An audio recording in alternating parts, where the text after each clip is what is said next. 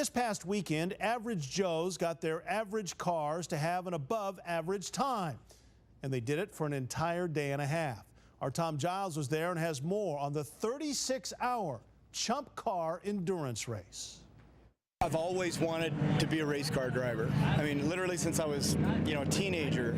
Spokane native Andy Kazanis is one of 10 members of Mad Greek Racing, who as a crew completed the 36-hour endurance Chump Car race at Spokane County Raceway this weekend. It's something that I've been working on or working toward for about 8 months. So, or you might look at it, I've been working toward it all my life. The Mad Greeks ran a 77 Datsun 280Z, which cost around $500, the maximum one can spend on a Chump Car. The basic premise of the rule is you have to prove that you can buy 10 examples of your car running and driving for an average of $500 or less. We're not racing super expensive high-powered cars, but we are racing properly prepared race cars.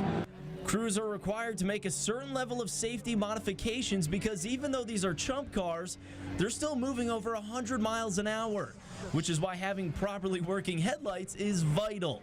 My first stint is from 10 at night to midnight. We're on the pace laps. It's 10:05 p.m. and all 4 headlights, which is all we're allowed, start to flicker. And the mechanical issue put the Mad Greeks about 40 laps back right off the start.